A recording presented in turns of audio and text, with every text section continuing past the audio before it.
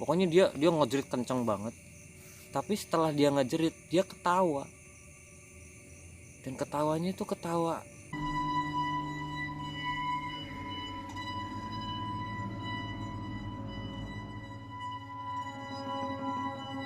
Penasaran dengan ceritanya? Tonton video ini sampai habis dan pastiin kalian udah subscribe channel Jejerih Official. Waktunya nyohor, nyoblak horor.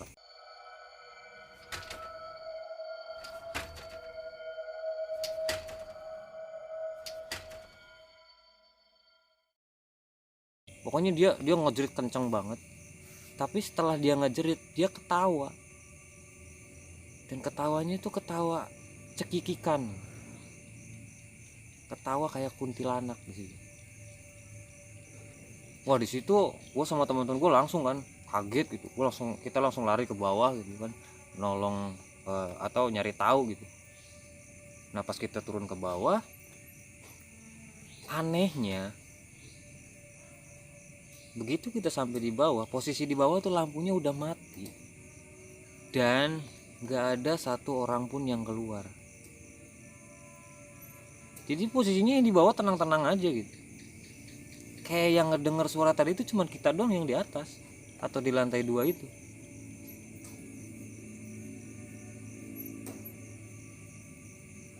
Nah, setelah kejadian itu, setelah kita tahu gitu kan posisinya kayak gitu, kita berempat tuh ngerasa ketakutan gitu. Kita langsung buru-buru pada lari ke atas. Ada salah satu temen gua namanya si Erwin. Nah, dia nggak mau tidur sendiri malam itu karena mungkin dia udah takut banget. Dia milih buat tidur di kamar gua. Padahal kamar dia enak adanya di tengah, sedangkan gua sendiri adanya di ujung dan di depan kamar mandi. Nah, setelah itu kita masuk ke kamar. Nah, di dalam kamar si Erwin ini masih ngerasa takut di situ. Bahkan gua sendiri pun masih ngerasa lumayan takut ya. Masih tangan gue masih merinding banget di situ. Nah, terus karena emang waktunya udah malam, gue coba buat ngeberaniin diri buat tidur gitu kan. Cuman si Erwin ini berisik banget, dia ngerehek terus. Ngerehek, dia takut. Gue bilang udah tidur aja gitu. Nah, lama kelamaan si Erwin ini malah ketiduran sendiri. Jadi posisinya dia udah tidur duluan dan malah gue yang masih melek di situ. Nah, otomatis nggak ada suara apa-apa lagi gitu kan. Gue bilang mendingan tadi pas dia ngerehek gue ada temennya, ada suara yang lain gitu. Pas si Erwin ini udah tidur, gue bener-bener udah nggak ngedengar suara apa-apa lagi selain detakan jarum jam yang ada di kamar gue. Jadi kerasa banget, itu bener-bener hening banget, nggak ada suara apa-apa. Nah, gue kan coba nutup kuping gue pakai bantal kan, karena biar agak tenang. Gue denger jelas banget suara cekikikan yang tadi kita kira ada apa penghuni yang kesurupan. Itu tuh kerasa banget pas gue nutup pakai bantal. Jadi suara itu tuh kedenger lagi. Itu bener-bener ketawa gitu, ketawa seneng gitu. Ini dia, lo tau lah suara kuntilanak kayak gimana. Gue coba nutupin kuping gue waktu itu sekencang-kencangnya, sampai terakhir si Erwin tiba-tiba bangun. Dia langsung kayak orang kaget.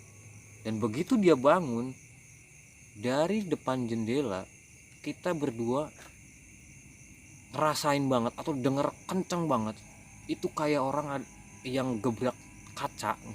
Bruak. Wah, di situ kita berdua udah kalap, takut banget gitu kan. Saking kalapnya kita berdua itu, kita sepakat buat lari ke kamar teman kita yang lain ya. Kita kedorin satu-satu dan ada temen yang tadi berempat itu ternyata dia juga nginep di situ. Nah, akhirnya dalam satu kamar itu kita tidur berempat. Nah, di dalam bukannya tidur ya, kita berempat tuh malah saling apa ya, kita malah saling cerita gitu pengalaman kita masing-masing. Dan ternyata ada juga pengalaman dari penghuni cewek yang ada di bawah.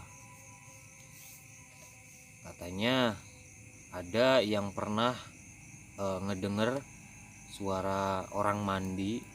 Jadi ada beberapa cewek, ceritanya tuh di situ lagi pada ngumpul gitu kan, begadang si cewek-cewek ini.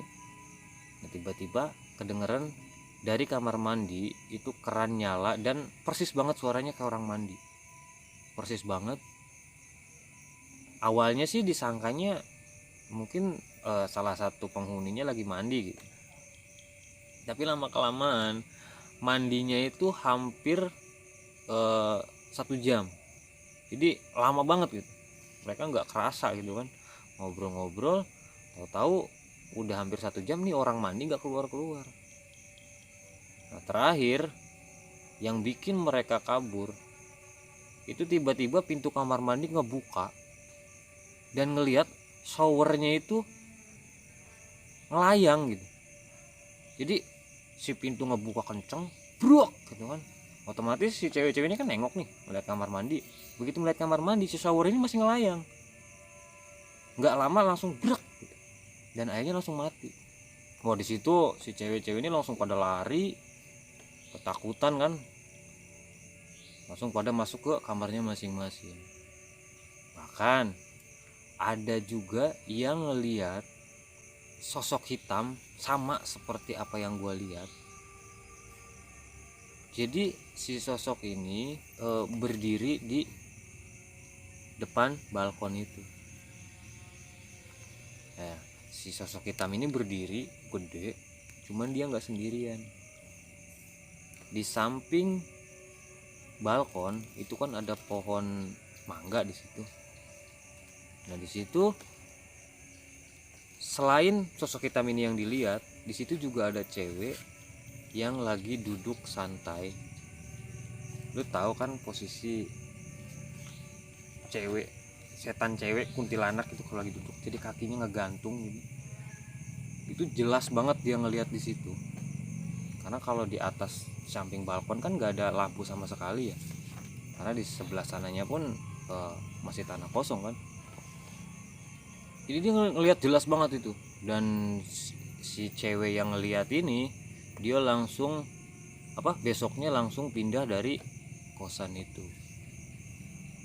Setelah kita banyak cerita, akhirnya malam itu kita bisa istirahat.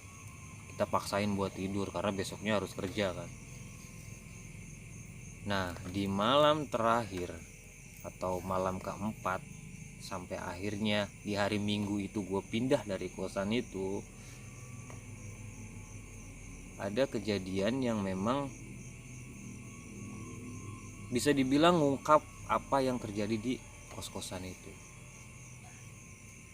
Jadi setelah malamnya kita banyak cerita, jadi belum ada yang lama tinggal di situ. Yang terlama itu ya si Erwin ini, dia hampir 2 minggu di situ. Dan dia juga sama, banyak ngalamin kejadian-kejadian yang di luar dari logika. Nah, besoknya di malam Minggu kita ngobrol lah sama si penjaga kosan ini. Dan benar kata dia pun nggak ada orang yang bertahan lama tinggal di kos-kosan ini. Dan untuk masalah si Ani, akhirnya dia juga ngejelasin. Jadi dulunya di lantai 2 ini itu tuh kos-kosan cewek atau kamar cewek, dan di bawahnya itu kamar cowok dulunya. Nah, si Ani ini dulu dia itu kamarnya ada di deket tangga waktu itu.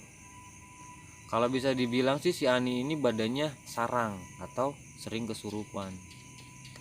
Pada suatu hari si Ani pulang malam, dan dia waktu itu sempat ketemu sama si A ini. Terus dia nyapa kan, terus dia masuk ke kamar. Waktu itu sekitar jam 1, si Ani ini katanya ngejerit dia ngejerit kenceng di kamarnya, dia minta tolong, tapi dia juga ketawa dan nangis di malam itu. Jadi orang kesurupan kayak gimana sih, karena dia badannya kan sarang nih. Nah posisinya si A kan tidur di lantai bawah atau di kantin ini kan. Si A ini lari ke atas ya kan, ngejar suara itu. Wah, semua yang ada di situ panik. Dulu penuh cewek semua kan di atas dan di bawah, kecuali yang di lantai depan ya, yang di kamar yang dekat parkiran, nah itu cewek semua. Kalau yang di 10 kamar yang di bawah itu cowok. Nah semua lari ke atas nolongin si Ani ini. Nah begitu nyampe di atas, si A udah di atas dan beberapa orang di situ, si Ani ini udah berdiri tepat di atas tembok balkon yang ada di tempat anak-anak pada ngumpul ini. Si Ani dia nangis di situ, dia sambil berdiri dia nangis, dia sambil megangin leher. Jadi kayak orang dicekek gitu. Tapi nggak lama dia, kadang dia nangis, kadang dia ketawa gitu. Cuman kayak orang dicekek di sini. Dia kayak gini gitu kan. Nah beberapa menit setelah itu atau nggak lama gitu kan, begitu si A ini mau nolongin, dia udah loncat ke bawah ke parkiran motor. Dan posisinya si Ani meninggal di parkiran itu tepat di depan kamar nomor 16. Dan sejak saat itu konon katanya si Ani ini sering nampakin dirinya atau mungkin arwahnya sering nampakin diri di depan kamar itu. Dan di kamar nomor 16 ini sekarang nggak ada yang bisa ngisi sama sekali, malah dijadikan tempat penyimpanan barang bekas di situ. Nah di situ akhirnya kita nanya, berarti selama ini yang kita temuin, bahkan yang gua salamin waktu itu, berarti itu bukan manusia kayak gua gitu kan. Nah saya jawab ya kemungkinan, karena si Ani emang kayak gitu. Katanya setiap ada pendatang baru pasti diajak kenalan sama si Ani ini. Entah apa tujuannya, tapi si Ani tuh nggak ngeganggu. Cuman karena memang dulu sebelum kosan ini atau rumah ini dibangun, di samping pohon mangga itu pernah ada satu makam yang memang gak ada keluarganya waktu itu. Dan pohon mangga ini dari awal kosan itu dibangun itu tuh udah ada. Dan pohon mangga ini gak bisa ditebang sama sekali sampai hari itu juga. Jadi banyak orang yang berusaha nebang tapi malah sakit, dan kemudian malah sampai ada yang meninggal katanya. Karena waktu itu pernah ada yang nebang, dia naik ke atas, terus yang di bawah itu malah ketimpa sama potongan kayu yang dipotong dari atas ini dan meninggal di tempat itu. Dan konon katanya penunggunya ya bayangan hitam yang gue sebut itu genderuwo, dia yang ada di pohon mangga itu. Nah pas kita lagi banyak share gitu kan, kita cerita satu sama lain, yang kemarin kita dengar suara jeritan dan tangisan yang dari lantai bawah itu kedengaran lagi, ngejerit lagi, dia ketawa, dia nangis lagi. Awalnya kita nggak ngeladenin ya, kita nggak istilahnya mungkin itu suara yang kayak kemarin gitu, jangan-jangan di bawah tuh nggak ada apa-apa gitu. Nah tapi dari bawah ini ada cewek lari, dia ngejerit, dia nangis, kadang dia ketawa, dia lari kencang banget sampai dia ngelewatin kita yang ada ngumpul di tempat itu, di tempat di sofa itu kan. Dia lari, jadi apa ya, loncatnya itu kayak yang nggak tahu apa ya, nggak mau dihalangin sama sekali gitu. Jadi dia kayak yang berontak, lari kencang, dan terakhir dia berdiri di atas balkon itu atau di tembok balkonnya ini. Dan dia berusaha buat terjun ke bawah waktu itu.